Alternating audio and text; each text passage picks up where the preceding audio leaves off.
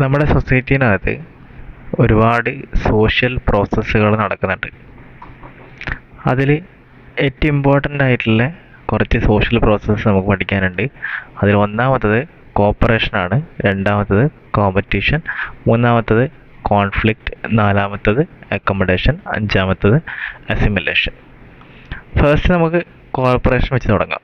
ഏറ്റവും ഇമ്പോർട്ടൻ്റ് ആയിട്ടുള്ളത് കോർപ്പറേഷനും അതേപോലെ തന്നെ കോമ്പറ്റീഷനുമാണ്. ഈ കോപ്പറേഷൻ എന്നുള്ള കാര്യം നോക്കുന്ന സമയത്ത് നമുക്കറിയാം കുറേ കോപ്പറേറ്റീവ് സൊസൈറ്റീസ് എന്നെല്ലാം നിങ്ങൾ ചിലപ്പോൾ കേട്ടിട്ടുണ്ടാവും. അപ്പോൾ ഈ കോപ്പറേറ്റീവ് എന്ന് പറഞ്ഞാൽ എന്താ മലയാളത്തിൽ? സഹകരണം എന്നാണ് അതിൻ്റെ അർത്ഥം. അത് കുറച്ച് ആൾക്കാർ ഒന്നിച്ച് കൂടിയിട്ട് ഒരു കാര്യം ചെയ്യുന്നതിനാണ് എന്താ പറയുക, കോർപ്പറേഷൻ എന്ന് പറയുക, അല്ലെ സഹകരിക്കുക എന്നുള്ള കാര്യം പറയുന്നത്. അപ്പോൾ ഈ ഒരു കോർപ്പറേഷൻ എന്ന് പറയുന്നത് ഒരു ഫണ്ടമെൻ്റലും അതേപോലെ തന്നെ കണ്ടിന്യൂസ് ആയിട്ടുള്ള സോഷ്യൽ പ്രോസസ്സാണ്. എന്താ അത് ഫൗണ്ട് ചെയ്യുന്നത് വെച്ചാൽ അതിൻ്റെ ഫൗണ്ടേഷൻ എന്ന് പറയുന്ന സാധനം ഹ്യൂമൻ റിലേഷൻഷിപ്പും അതേപോലെ തന്നെ സൊസൈറ്റിയാണ്.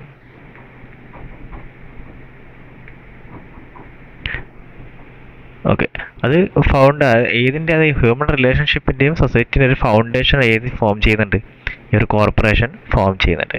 അപ്പോൾ ഈ കോർപ്പറേഷൻ എന്താ വെച്ചിട്ടുണ്ടെങ്കിൽ it refers to working together towards a shared goal or objective. അപ്പോൾ ഒരൊറ്റൊരു ഗോളിന് വേണ്ടിയിട്ട് നമ്മൾ വർക്ക് ചെയ്യുന്നത്, അതായത് ഒന്നിച്ച് വർക്ക് ചെയ്യുന്നതിനാണ് എന്ത് പറയുന്നത്? കോർപ്പറേഷൻ എന്ന് പറയുന്നത്. ഈ കോപ്പറേഷൻ്റെ മീനിങ് നോക്കൂ. കോപ്പറേഷൻ എന്ന് പറയുന്ന വേർഡ് എവിടെ നിന്ന് വന്നതിൻ്റെ കാര്യം നോക്കൂ. ഈ കോപ്പറേഷൻ എന്ന് പറയുന്ന വേർഡ് വന്നത് ലാറ്റിൻ വേർഡ് ആയിട്ടുള്ള കോ എന്ന് പറഞ്ഞിട്ടുണ്ടെങ്കിൽ ടുഗെദർ എന്നാണ് അർത്ഥം. ഒപ്പരാറി എന്ന് വെച്ചിട്ടുണ്ടെങ്കിൽ ടു വർക്ക് എന്നാണ് അർത്ഥം.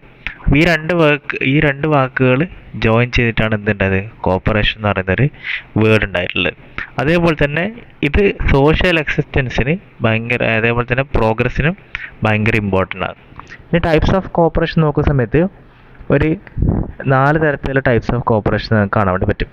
ഒന്നാമത്തത് ഡയറക്റ്റ് കോർപ്പറേഷൻ എന്ന് പറയും.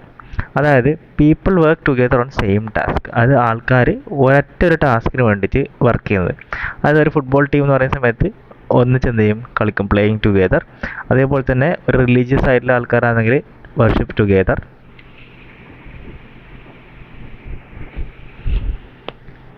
അതേപോലെ തന്നെ ഇപ്പോൾ ഒരു മഡിലൊരു കാർട്ട് കുടുങ്ങിയിട്ടുണ്ടെങ്കിൽ അത് കുറേ ആൾക്കാർ കൂടിച്ച് ഒന്നിച്ച് പുറത്തേക്ക് വലിച്ചെടുക്കുന്നുണ്ടെങ്കിൽ അതും എന്താണ്? ഒരു കോർപ്പറേഷൻ്റെ എക്സാമ്പിളാണ്. അതേപോലെ തന്നെ ഈ ഒരു കോർപ്പറേഷൻ എന്ന് പറയുന്ന സാധനം ശരിക്കും ഒരു സോഷ്യൽ സാറ്റിസ്ഫാക്ഷൻ കൊണ്ടുവരുന്നുണ്ട്. അത് ഈ ഷെയർഡ് എഫേർട്സിൽ കൂടിയിട്ടൊരു സോഷ്യൽ സാറ്റിസ്ഫാക്ഷൻ കൊണ്ടുവരുന്നുണ്ട്. അതിനടുത്തത് ഇൻഡയറക്റ്റ് കോർപ്പറേഷൻ എന്ന് പറയും. ഇൻഡയറക്റ്റ് കോർപ്പറേഷൻ എന്ന് വെച്ചിട്ടുണ്ടെങ്കിൽ പല സ്ഥലത്തുനിന്ന് പല ആൾക്കാർ പല ടാസ്കുകൾ ചെയ്യുന്നുണ്ടാവും. People perform different task towards A common goal. അതായത് ഇപ്പോൾ ഒരു കമ്പനിക്ക് വേണ്ടിയിട്ട് പല ആൾക്കാരും എന്തുണ്ടാവും? ഓരോരോ സ്ഥലങ്ങളിൽ ഓരോ രാജ്യത്ത് നിന്ന് വർക്ക് ചെയ്യുന്നുണ്ടാവും. അപ്പോൾ ഒരു എക്സാമ്പിൾ പറയുകയാണെങ്കിൽ ഇപ്പോൾ ഫേസ്ബുക്ക് പോലുള്ള കമ്പനീസിൽ ഇന്ത്യയിൽ എന്തുണ്ട്? കുറേ ഓഫീസസ് ഉണ്ട്. അല്ലെങ്കിൽ ഇപ്പം ഗൂഗിൾ പോലെ കമ്പനി ഇന്ത്യയിൽ കുറേ ഓഫീസസ് ഉണ്ട്. ഇവരെല്ലാം വർക്ക് ചെയ്യുന്നത് എന്തിനു വേണ്ടിയിട്ടാണ്? ഈ ഗൂഗിൾ എന്ന് പറയുന്ന ഒറ്റൊരു കമ്പനിക്ക് വേണ്ടി. അപ്പോൾ കോമൺ ഗോളിന് വേണ്ടിയിട്ട് പല ടാസ്കുകൾ പല ആൾക്കാർ പെർഫോം ചെയ്യുന്നതിനാണ് എന്ത് പറയുന്നത്? ഇൻഡയറക്റ്റ് കോർപ്പറേഷൻ എന്ന് പറയുന്നത്.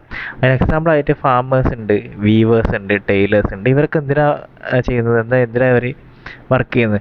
ഇവർ ക്ലോത്ത്സ് ഉണ്ടാക്കാൻ വേണ്ടിയിട്ടാണ് വർക്ക് ചെയ്യുന്നത്. അതായത് ടൈലേഴ്സ് ആയാലും വീവേഴ്സ് ആയാലും ഫാമേഴ്സ് ആയാലും ക്ലോത്ത്സ് ഉണ്ടാക്കാൻ വേണ്ടിയിട്ട് വർക്ക് ചെയ്യുന്നത്. പക്ഷേ ഇവരെന്തെന്ന് വെച്ചിട്ടുണ്ടെങ്കിൽ ഫാമേഴ്സ് എന്ത് ചെയ്യും? കോട്ടൺ കൃഷി ചെയ്യും. വീവേഴ്സ് എന്ത് ചെയ്യും? അത് നെയ്യും. അതേപോലെ ടൈലേഴ്സ് എന്ത് ചെയ്യും? ആ തുണി അടിച്ചിട്ട് ഒരു ഷേപ്പിലാക്കി എടുക്കും.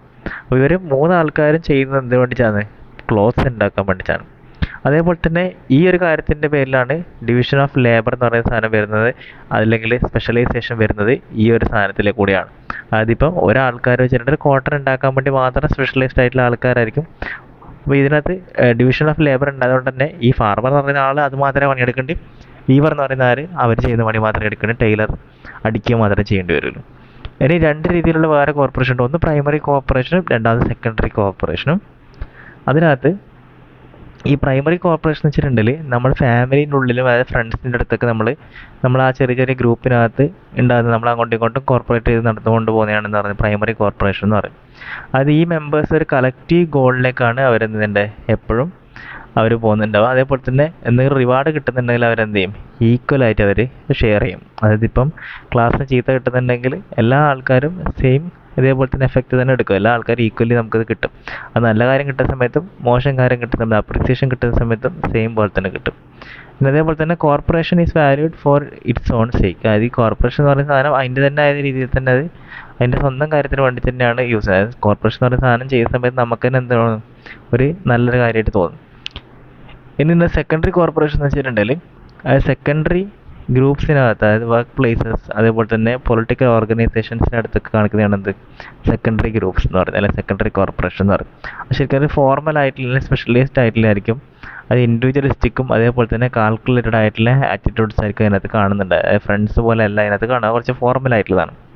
പിന്നെ അതേപോലെ തന്നെ ഈ മെമ്പേഴ്സ് കോർപ്പറേറ്റ് ചെയ്യുന്നത് എന്തിനു വേണ്ടി വെച്ചിട്ടുണ്ടെങ്കിൽ അവരെ പേഴ്സണൽ ബെനിഫിറ്റ്സിന് വേണ്ടിയിട്ടായിരിക്കും. അതായത് സാലറിക്ക് വേണ്ടിച്ചും പ്രൊമോഷന് വേണ്ടിച്ചും പ്രസ്റ്റീജിന് വേണ്ടിച്ചും. പക്ഷെ നമ്മുടെ ക്ലാസ്സിലെ ഫ്രണ്ട്സ് എല്ലാവരും ഷെയർ ചെയ്യുന്ന കാര്യങ്ങൾക്ക് എന്തിനു വേണ്ടിയിട്ടാണ്, ഒരു സന്തോഷത്തിന് വേണ്ടിയിട്ടായിരിക്കും എന്തിനു ചെയ്യുക, ഫാമിലിയിലുള്ളവരും ഫ്രണ്ട്സിലുള്ള ആൾക്കാരും തമ്മിലുള്ള ആ ഒരു കോർപ്പറേഷൻ എന്ന് പറയുന്നത്.